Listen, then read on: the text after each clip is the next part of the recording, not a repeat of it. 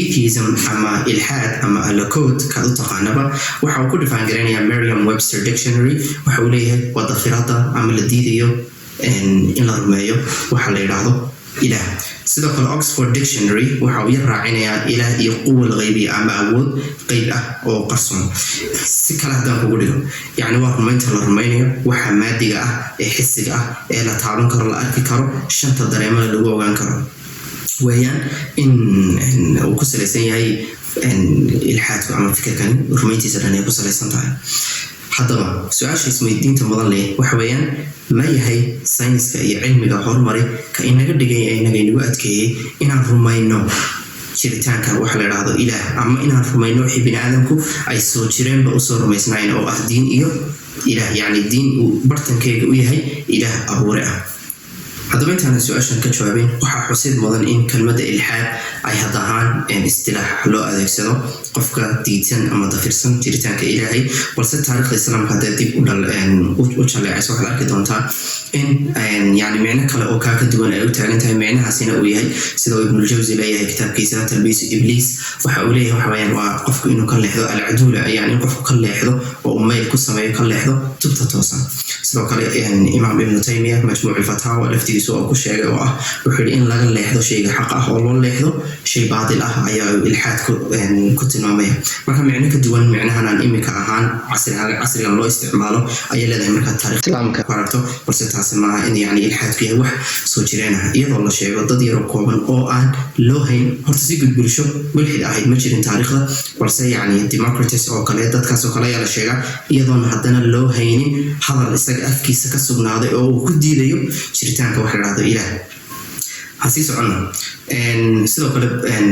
western philosophies ninka la yiraahdo Bertrand Russell oo la yiraahdo History of Western Philosophers oo qoray ayaa jira kaasoo aad ku arki doonto in filosofaradii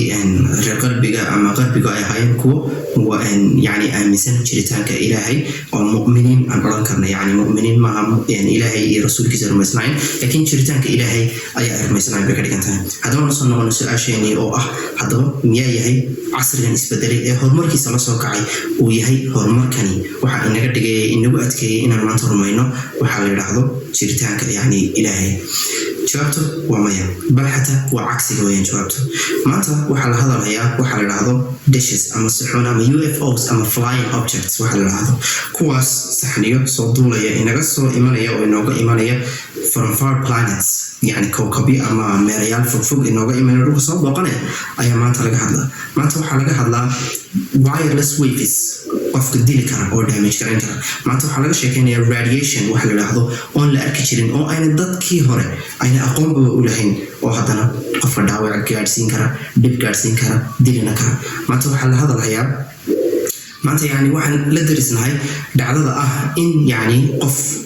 meel fog jooga inta la sawro dabadeed ay vibrations noqonayso sawradani gariirinta isku bedelaan ay wax yaro sida bucket oo kale ah oo afar gees ah oo mobile la yiraahdo aad ka dhex daawanayso qofkii ka arkayso waxaasina wax ayna suuraysan karin marnaba dadkii noolaa qarnigii 7aad dhinaca tusaalahaan oo kale ama qarnigii 10aadba. sidoo kale waxaa la hadalhayaa maanta qof dayaxa tagay. sidoo kale waxaa la hadalhayaa sidoo kale xataa waxaad arki kartaa iyadoo la hadalhayo kamarado muujinaya ruuxda yani ama ruuxa ama ghosts oo kale muujinaya. waxa maanta la rumaysan yahay waxa la yiraahdo dark energy iyo dark matter iyadoo xataa waxa energy la yiraahdo aan weli loo sugin yani aragtay. sadarteed maanta waxaan joognaa xilli la rumeeyo ilaahay xilligii ugu fududay. marka maba adkaba yani waxaan oran karaa waa matter of time maba adkaba bini'aadamku maanta wuxuu taagan yahay heerkii ugu fududay oo rumaysan karo jiritaanka waxa la yiraahdo malaa'ig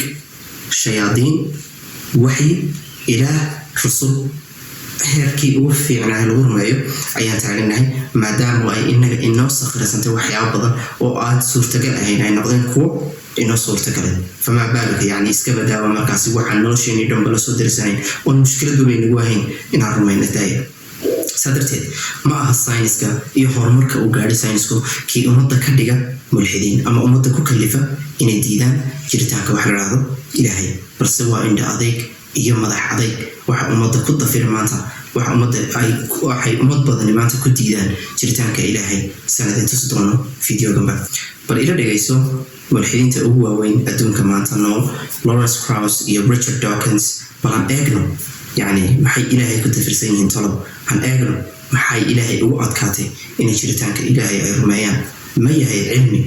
ma yahay aqli ma yahay mantiq ma yahay intaas oo horumaray mid ma yahay bal waxa ay ku diidayaan waxa bilaadan ku soo jireen oo aaminsanaa dibadna waxaad arki doontaa inuu ilxaadku yahay indha adayg madax adayg diidan fidrada diidan caqliga diidan cilmiga diidan mantiqa intaba bal ila fiiri videoga. But to make you a little bit happier, it's quite possible. The best pictures that we have of the early universe is that our universe isn't unique, isn't alone. That there are many universes. We call it a multiverse, and that at any instant in time, in kind of a cosmic super time, there's always a universe being born. So that multiverse might be infinite and eternal. Where are they? Outside of our universe. How's that even possible? Of course it's possible. I understand. I'm not questioning it. Okay, here's one. Well, first of all, the simplest possibility is that they're outside the region we can see, right?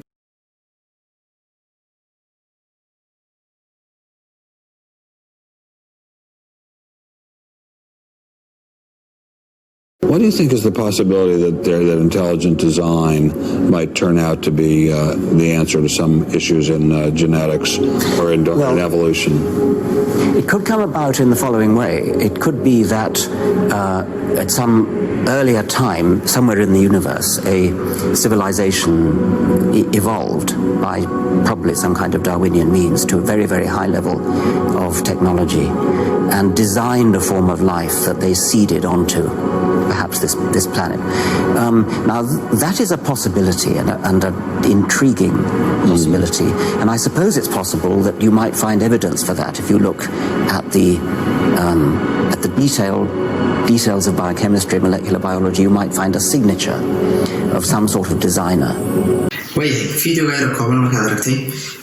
qof mu'min iyo qof mulxida hadii ay kulmaan waxa kaliya ka murmaan isweydiiyaan waxa weeyaan adduunku abuur ma leeyahay noloshuna abuur ma leedahay adduunku abuur ma leeyahay mulxidku waxa uu uga jawaabay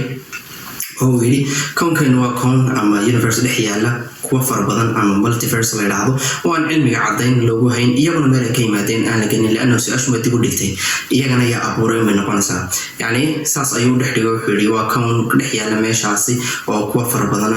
intaasna cadayn ma hayo sidoo kale Richard Dawkins wuxuu inooga jawaabay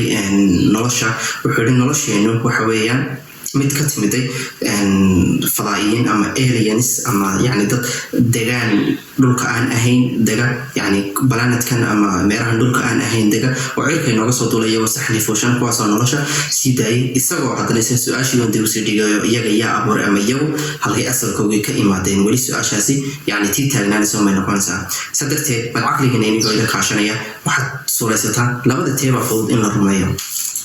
لأنه لبض هو إيمان وعير لبض هو إيمان واحد مقلد دونتا من صومالي ملحد أو أن ملحد أهين هل يوصل عن أرقام مشكك لكن سمع عن كثير حقلا وحويان لبض هو إيمان وعير كان علمنا معها يعني عدينا الله معه وإيمان كان حويان وإيمان عقلك مانقل علمنا عدينا كسبا انت oo aqliga la kaashan kareeyo marka bal ila fiiriya labada keeba caqliga la in dhahdo adduunkan ilaahay baa abuuray una dajiyay qaanuun iyo xeerar uu ku kala shaqeeyo hadhowna soo doona ka yeeli doona noloshana ilaah ayaa abuuray cilmi u leh cilmigaana ina siiyay maadaama ay noloshu u muuqato tii abuuran mise waxaa fudud in la yidhaahdo adduunkeenana waxa weeyaan adduunyo dhex yaalla adduunyooyin fara badan oo meel ay ka yimaadeen la garanayn nolosheenana qaar qolo saxni duulaya fuushan ayaa dhulka keentay oo timatay labada keeba caqli karsan saa darteed waxaad arki karaysaa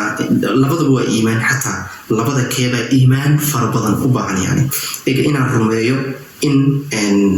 in mobile ama kamarad aan iska duubayo kale inaan rumeeyo in la sameeyey iyo inaan rumeeyo inay iska timiday waxa labada igu adagoo iimaan fara badan iga baahan inaan rumeeyo in kamaradan iska timiday saa darteed iyaga inaad rumayso yani saxni soo duulayo meel uu ka yimid aan la garanayno dad ila socdaan aan la garanayno cadayniyo midnaba loo hayn taariikhna loo hayn oo nolosha abuuray inaad aaminto ilaah xakiima aqoon iyo cilmi leh adduunka iyo nolosha bana abuuray labada teeba fudud وأذكرت على وضع تفضل سدرت البعض أركينين قف ملحد وإلحاد كيسة كشيكينيا وايو وسداس قصر حويان قفكنا إستجايس دلي أدونك إستجايس دلي وحويان إن حطوا جرو يعني ندوح وقرنا يا أدونك سؤال شو بدي بقول يا وحليين أدونك يوحنا الصحون دولسي وحوا كينين نرشة أدونك لو الدنيا لحتى على الدنيا فربنا أو يعني عن إلا حتى عدين يحبلوهين لبضوا هو إيمان لكن لبدا إيمان مذ هو عقلي علمي وكسبية ككرنا علمي عقلي طنبا كما صبنا وحال يراه الإيمان الأعمى أما blind faith وحال يراه أو إيمان أما الرمين إن دلعان هذا واحد سويدين مضن وسويدين كرتالي يا بين سويدين سنة هذا علمك وياك كي أسي جوجل حاليا رميت إلهي وأنا وهين بيسبب مد ماشي كساري رميت إلهي أنا كديجنا مد عادك بس سيف ذيبة إن الرمي إلهي هذا ما أنت محقق لنا ما أنت بدي توضح إلهي مياه وجرا سؤال شخص جدا قريب هان كسر حلقة دي كوادي هوري أهيد محاضرة قائد ملحد النقطة هذانا وأكتشف دونا إن شاء الله تعالى سؤال وحنا كتشوف دونا حلقة ضم إن شاء الله تعالى إذا أن هري هرانت كتشوف دونا محاورة إلهي أن كنا قانا إنو جرو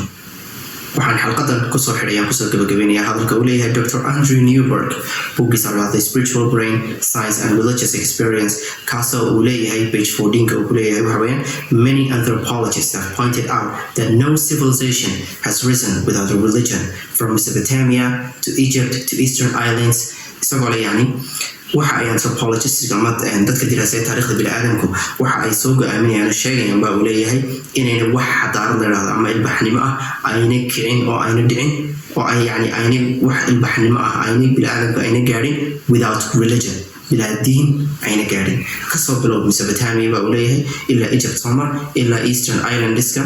ilaa Greece waxaasoo dhan buu leeyahay different spiritual beliefs have been existed have always been existed waxa jira uu leeyahay spiritual beliefs ama diimo kala duwan ayaa had iyo jeerba soo jiray ilbaxnimo bilaa diin hayna ma ahayn tii jirta marnaba